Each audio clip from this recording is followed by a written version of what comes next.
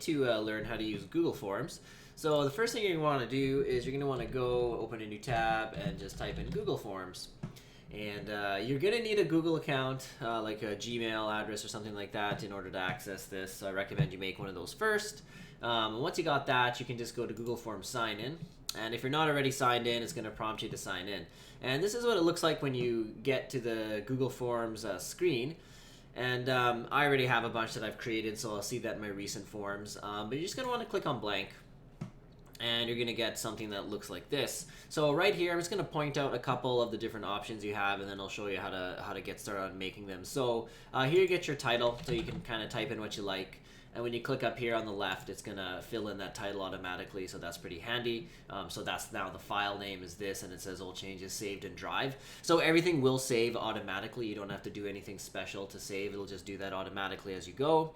So here is a question right here. Now, when you click on this little white dialog box, over here on the right, you're going to see all the different options that you have for question types. So I like to do the multiple choice because those are really easy to turn into self-grading quizzes, but you have options to do a short answer or a paragraph, so that's kind of like just gives you more room for more text. And you got all sorts of other things you can do, like check boxes and stuff like that. You can upload files and things like that. So basically, I'm just going to show you the multiple choice one today and some short answer stuff. So the first thing I like to do is generally you need some way to easily identify the people who do this if you're using it for your classroom. So I just usually say, enter. Actually, I'm going to switch over to the one I was making. So I'm actually making one right now. So right here, you want to type like enter your first and last name, please. Okay, and it's just a short answer. Down here, make sure that you have it required. So what that means is if they try to submit and they haven't answered this question, it won't let them submit. If you click here, you have other options as well. Okay, so maybe we can check those out some other time. But yeah, you got some other options you can play with. And now to add another question, over here on the right, you have this little dialogue thing. So right there is add question. And you can import them.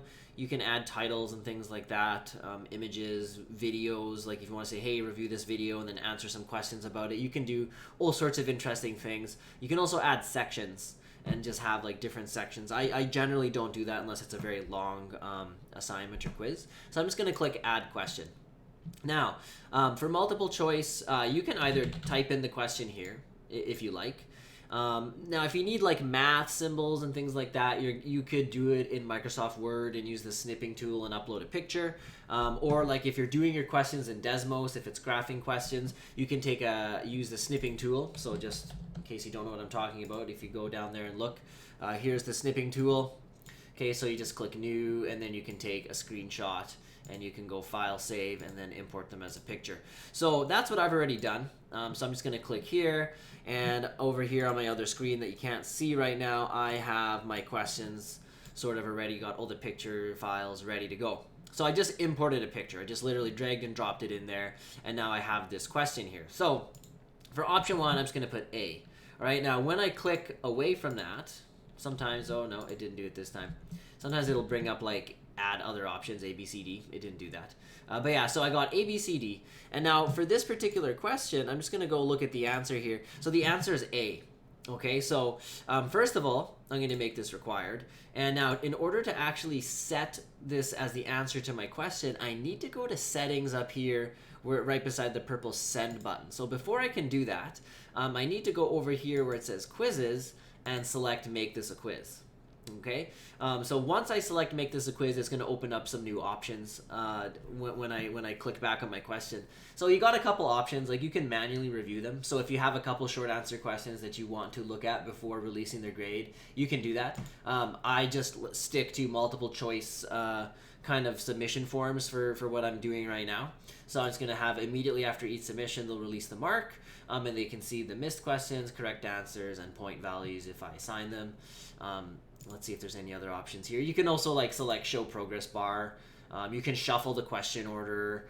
You can like have a confirmation message when they send it. Now, one last thing I want to show you is if you want to make it like so that they can only do one quiz. Okay, having that like enter your name question is good because if you start seeing people entering the same name more than once, then you know you can flag it. But you can also ask for their email address.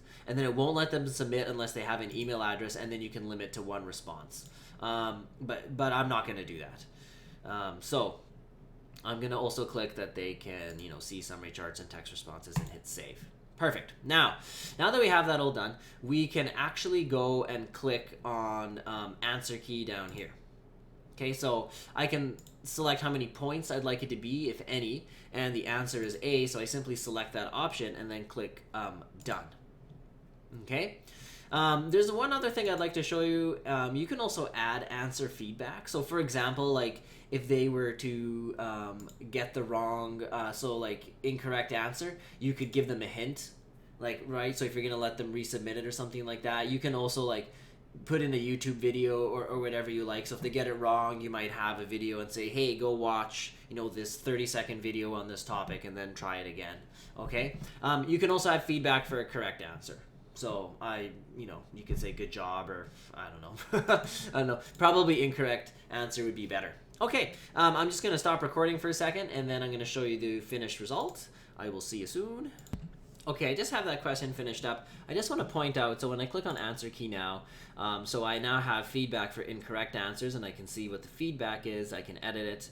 I have the correct answer selected, and I got how many points, and I click done. So now that I'm ready to add another question, I can simply click on add question and go through that whole process again. You could alternatively down here click duplicate. Now what that's going to save me some time doing is I already have the ABCD, and I can simply click on add image here and just dump in my next one. So here it is. I just grabbed it. It's going to drop it in there. So now it'll change the image. I already have this. I can click on answer key and just make sure that I select the correct answer. So this time the answer is B, and I'll edit the feedback to be appropriate for this question. So I'm going to keep on going, and I'll show you the final result in a moment. Okay, well, I now have my entire test done here. So just before I go further, just make sure that everything's looking good. So you can click on each question. Make sure you only have one answer selected. Just previous to this, when you duplicate a question, so I'll just quickly duplicate this one. When you go add the answer key, if you go and select your next answer, you now have 2 answers. So that's a handy feature because you can have more than one answer, but you need to make sure to deselect one. So just make sure you're doing that. And so since I duplicated this one, I'm going to put it in the trash can. So everything's good to go. Make sure that everything is required. Otherwise, they can submit it without doing a question. That's just kind of annoying. And now that you have this, it's basically ready to be put out to the students. So how you deliver it to them is up to you. But what you're going to do here is you're going to click on send, and then you have a variety of options. So you can send it in an email if you just want to type it, or the emails, which ain't a lot of fun. So what I like to do is I click on the second option, which is a link. Okay, so this gives you a link. I like to click on Shorten URL, and then you can just copy it, and you can paste that in Microsoft Teams or email it out, however you like to do it. Once it's emailed out, people basically can complete it whenever they like.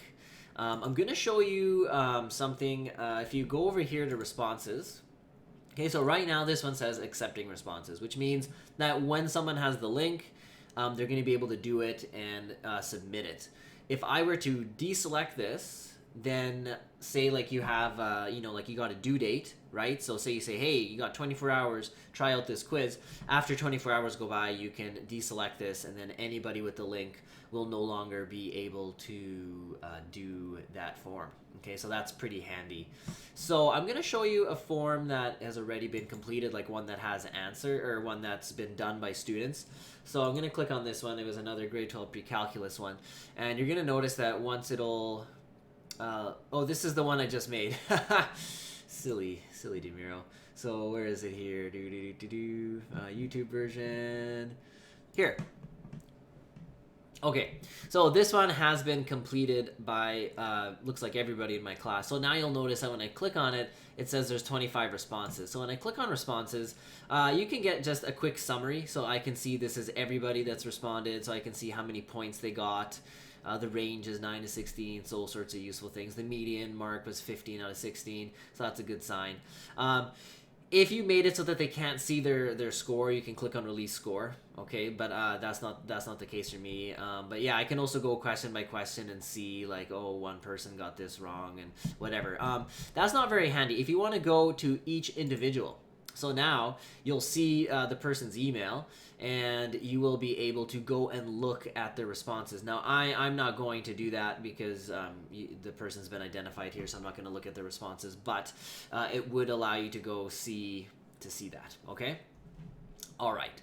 So, or you can just grab their score at the top and enter it into your gradebook however you like.